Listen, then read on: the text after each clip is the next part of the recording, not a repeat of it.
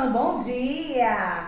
Hoje a aula vai ser diferente, vai ser uma aula especial, tá? Então, orelhas de elefantes e olhos de coruja e vamos aprender um pouco e conhecer mais sobre a história do nosso país. Isso! Estamos comemorando uma data muito especial, de muita alegria, a data de independência do nosso Brasil, não é verdade? Então, vamos lá ouvir a história? Vocês já sabem, aprenderam que o Brasil foi descoberto pelos índios, mas de Portugal da Europa, Pedro Álvares Cabral, que navegava no seu navio, chegou aqui no Brasil e descobriu essa terra desconhecida. Mas que nessa terra já havia muitos habitantes, que eram quem? Os indígenas, não é verdade?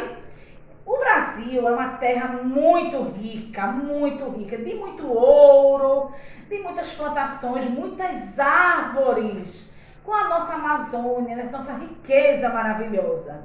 E foi aí que, os portugueses colocaram um olho imenso no nosso país. A partir do dia que Pedro Álvares Cabral, em 1500, chegou aqui no Brasil e dominou o Brasil, tomando conta, certo? Passaram-se alguns anos.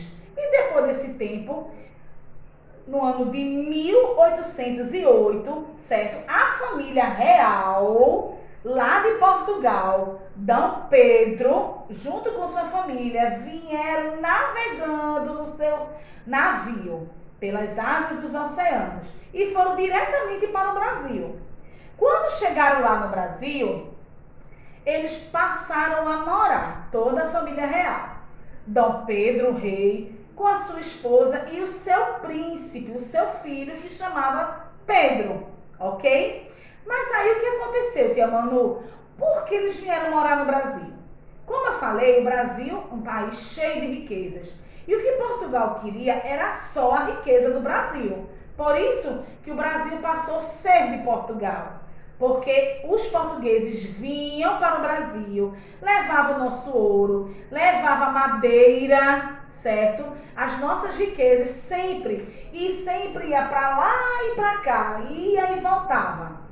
Um belo dia, quando foi no ano de 1820, a família real decidiu voltar para Portugal. Não queriam mais morar no Brasil. E o que foi que eles fizeram? Arrumaram as malinhas e foram embora. Mas o rei Dom Pedro, como tinha um filho que se chamava o príncipe Pedro, falou: filho, você vai ficar aqui no Brasil e vai tomar conta do Brasil no meu lugar. Certo? E nós vamos ficar nos comunicando, ok? Eu de lá e você aqui. O príncipe Pedro disse: ok, papai, vou ficar. Isso, a família real foi embora para Portugal. O príncipe Pedro cresceu, casou-se com a princesa Leopoldina e teve muitos filhos. Mas chegou um dia que o príncipe Pedro ajeitou o Brasil para aqui, começou a governar junto com seus amigos, outros soldados, tinha muitos amigos. E um dia a família real Dom Pedro, certo, o rei de Portugal, mandou uma mensagem pedindo para o príncipe voltar para Portugal. Disse que ele não precisava mais ficar no Brasil. O príncipe ficou muito abusado e disse: ora, bolas, logo agora que eu estou começando a ajeitar aqui o Brasil, não vou. Então ele juntou todo o povoado, bateu o martelo e disse: de hoje em diante, para o bem de todos e felicidade geral da nação, eu declaro que eu fico. E o príncipe Pedro, junto com a sua princesa Leopoldina, resolveram ficar a morar no Brasil. Certo? E aí ele disse que ia passar a governar o Brasil. Mas aí a família real ficou muito chateada e toda Portugal ficou muito chateada com o príncipe Pedro, porque ele não voltou para Portugal.